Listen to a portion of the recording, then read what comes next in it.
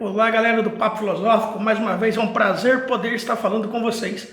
Bom, hoje eu não vou trazer entrevista, hoje eu na verdade vou apenas comentar rapidamente sobre um conceito chamado de eterno retorno, trazido pelo filósofo alemão Nietzsche, né? E por que eu vou trazer esse conceito para vocês? Por que eu vou falar sobre ele? É porque esse conceito, essa ideia que o Nietzsche desenvolveu, está sendo retratado numa série que eu estou acompanhando e indico essa série para vocês, chamada Dark da Netflix. Só que antes de falar sobre o Eterno Retorno, vamos, como de costume,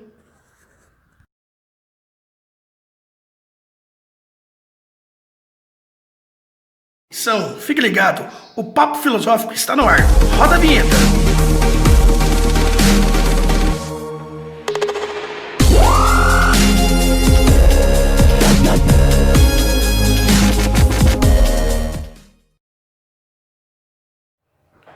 Vamos lá, galera. Bom, como eu falei para vocês, eu vou falar um pouquinho sobre o conceito do eterno retorno do Nietzsche. E para poder falar sobre o eterno retorno e para comentar, né, sobre essa série, eu vou ler para vocês o aforismo, né, que você pode encontrar nos livros do Nietzsche, na Gaia Ciência, no Assim Falava Zaratustra, no Para Além do Bem e do Mal, ou então você pode encontrar ele na internet, basta procurar o eterno retorno, o aforismo eterno retorno, e vocês vão encontrar, tá? Então vamos para a leitura, para que vocês possam entender então um pouquinho. E se um dia ou uma noite um demônio se esgueirasse em tua mais solitária solidão e te dissesse: esta vida, assim como tu vives, agora e como a viveste, terás de vivê-la ainda uma vez e ainda inúmeras vezes.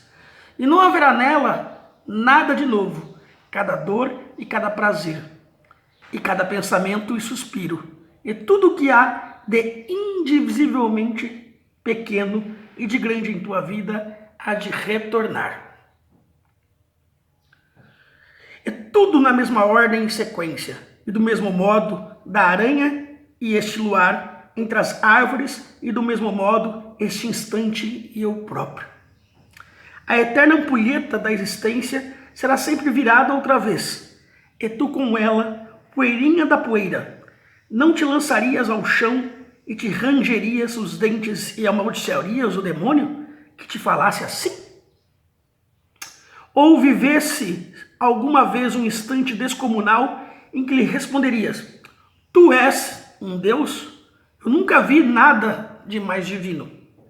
Se esse pensamento adquirisse poder sobre ti, assim como tu és, e ele te transformasse, e talvez te triturasse, a pergunta adiante de tudo e de cada coisa: quero isto ainda uma vez e inúmeras vezes?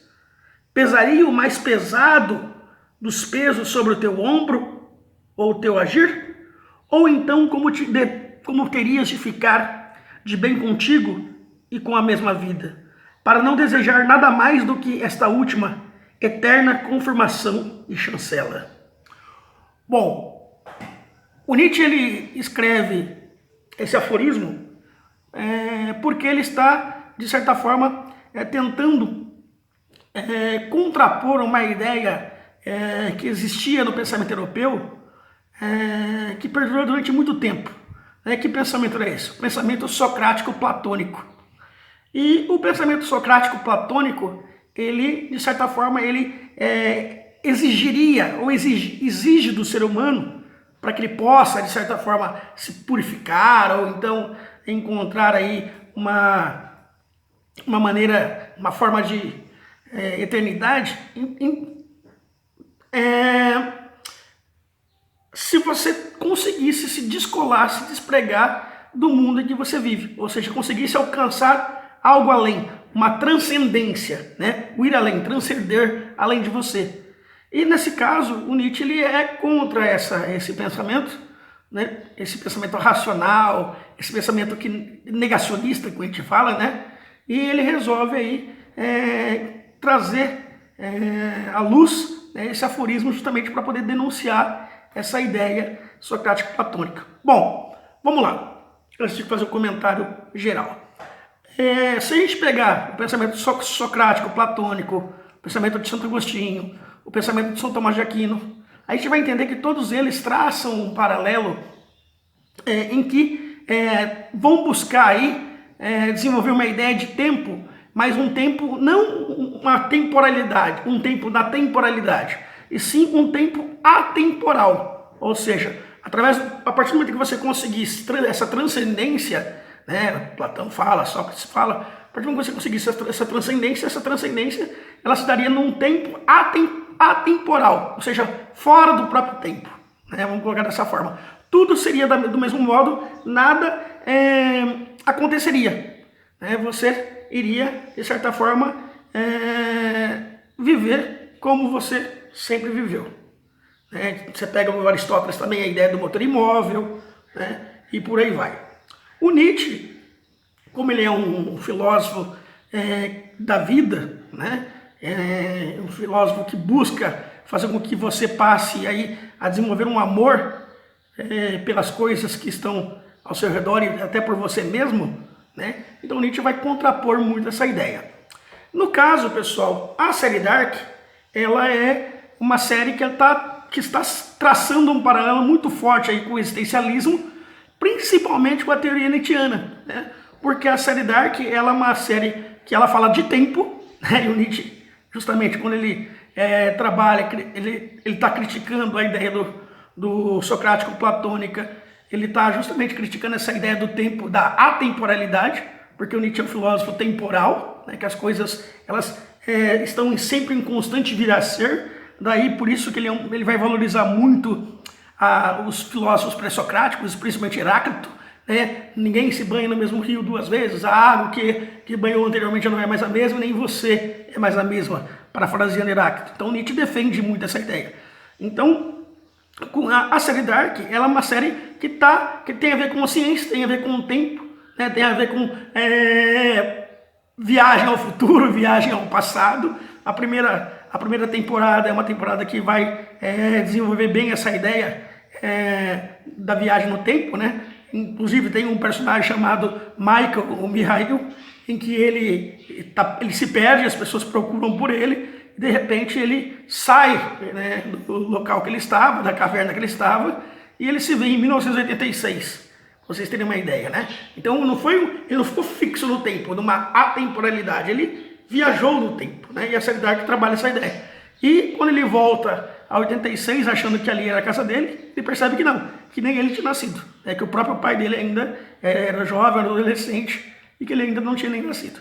Então, essa ideia de tempo, essa ideia de tentar, de não ver a vida como única e imutável, é uma teoria que se aproxima muito do Nietzsche. E quando ele fala na questão aqui do eterno retorno, é mais uma provocação que ele está fazendo, que eu vou desenvolver com vocês. Então, o que seria o eterno retorno?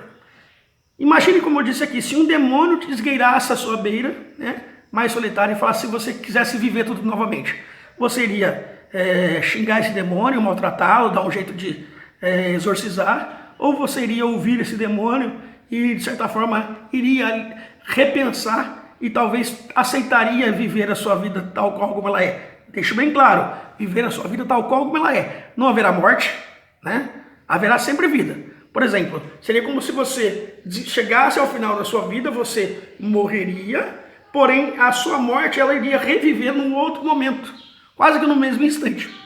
E tudo aquilo que você viveu no dia anterior, iria, ou naquele tempo, né, no tempo anterior, você iria reviver da mesma forma. As mesmas dores, os mesmos sofrimentos, as mesmas tristezas, os mesmos amores, as mesmas alegrias, ou seja, você iria retornar inúmeras vezes se você aceitasse essa proposta desse demônio, né? Você iria reviver a sua vida sem, né, de certa forma, sem se preocupar com o que poderia acontecer, porque tudo iria acontecer do mesmo modo.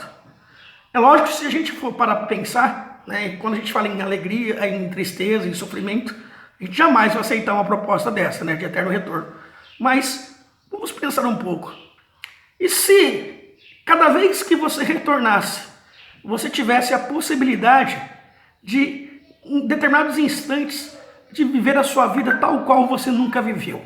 Ou seja, fazer aquilo que você talvez nunca fez. Ah, mas eu não iria fazer a mesma coisa? Sim, mas você teria capacidade ali nesse reviver de talvez mudar a sua vida.